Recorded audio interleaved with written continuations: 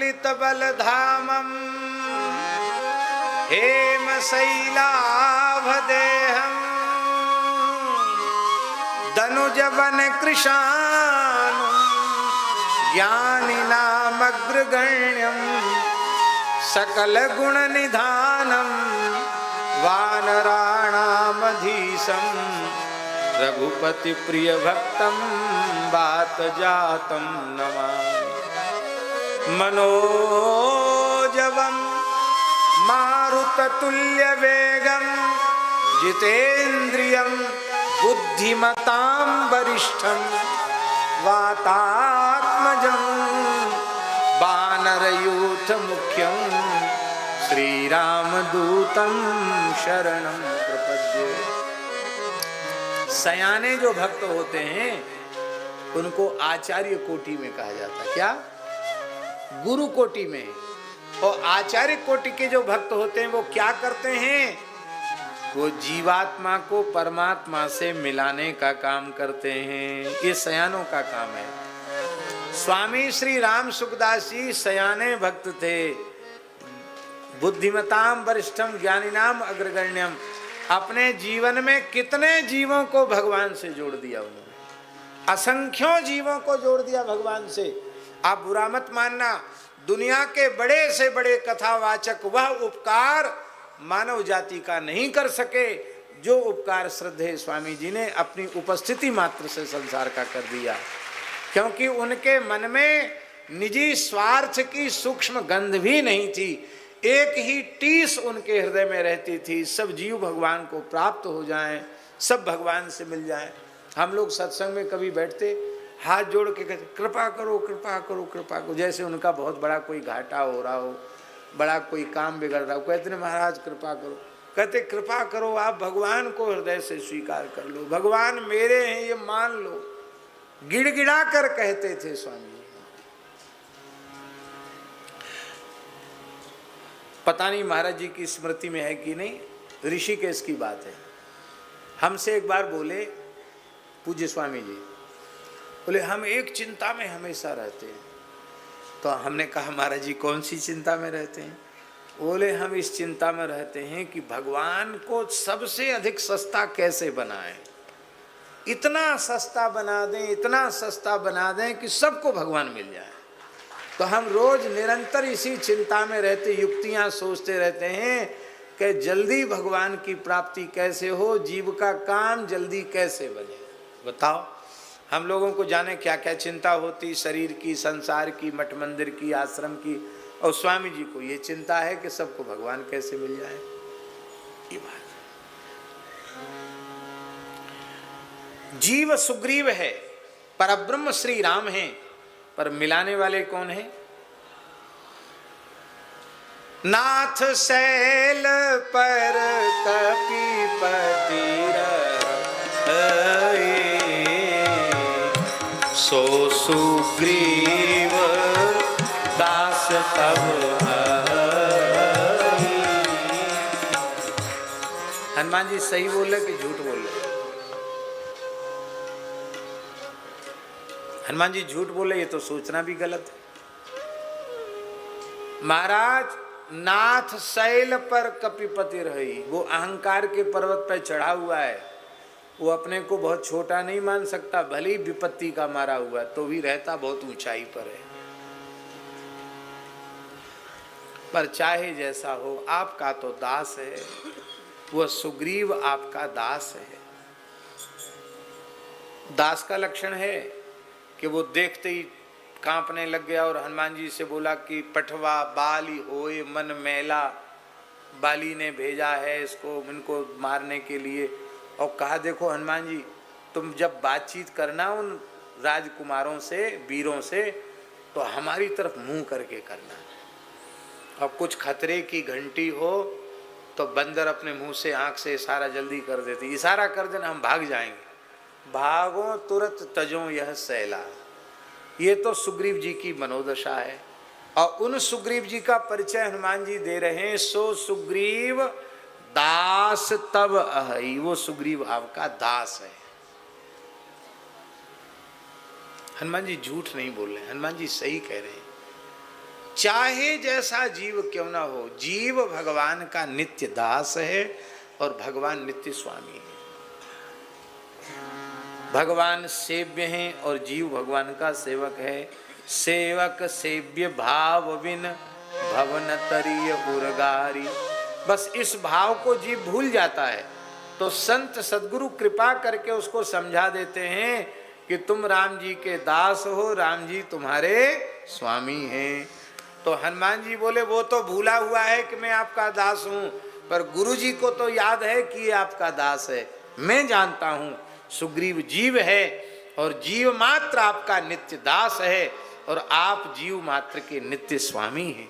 जब आप नित्य स्वामी हैं तो आपको उसे अंगीकार करना ही पड़ेगा। एक बात और सुन लीजिए, भगवान की एक प्रतिज्ञा है। क्या प्रतिज्ञा है? हमारी बात का यह आशय मत समझना कि सीधे सीधे भगवान किसी को स्वीकार नहीं करते, लेकिन हम जो कहना चाहते हैं उसको आप बहुत बारीकी से सुनना समझना। भगवान की एक प्रतिज्ञा है, भगवान संत भक्त आचार्य गुरु इनके माध्यम से जो जीव भगवान की शरण में आता है उस जीव के संबंध में भगवान बिल्कुल भी विचार नहीं करते। भगवान की प्रतिज्ञा है।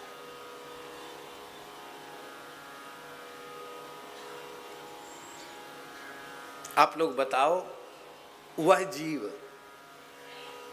जो सीधे सीधे भगवान से मिल गया हो,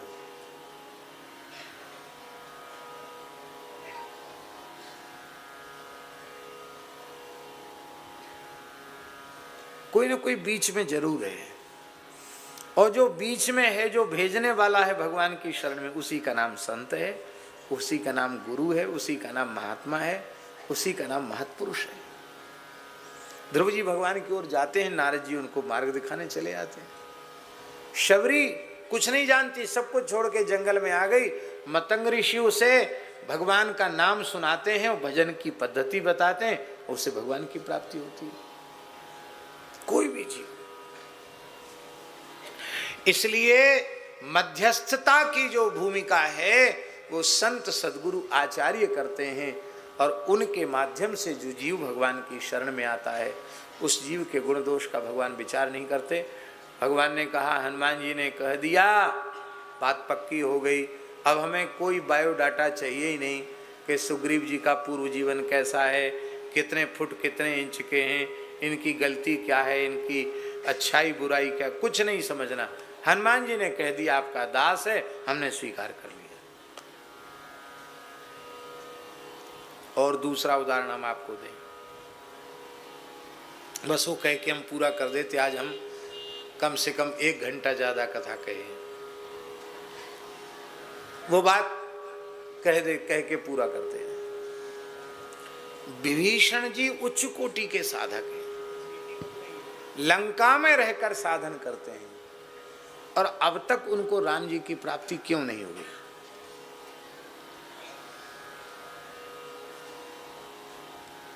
भजन साधन में तो कोई फर्क नहीं है। हम लोग यहाँ रह के नहीं कर पाते, वो वहां रह के करते, उस परिस्थिति में रहकर करते हैं। अब खुद भी कह रहे हैं, सुनहु पवन सुत रहनी हमारी, जिमि दसनन मह जीव बिचारी।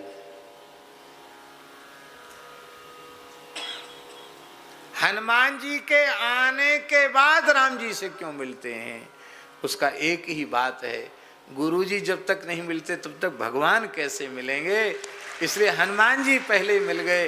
हनुमान जी मिल गए, हनुमान जी ने कहा, अरे देख लो भाई, मुझे देख लो, मैं बंदर हूँ, सवेरे हमारा नाम लेने वाले का भी मंगल नहीं होता, मेरे जैसे पर राम जी ने कृपा कर दी, तो तुम तो बड़े साधक हो, तुम पर कृपा जरूर करेंगे।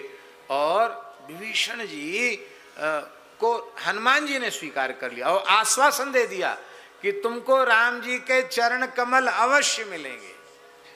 कितने दिन बाद मिलेंगे बताओ?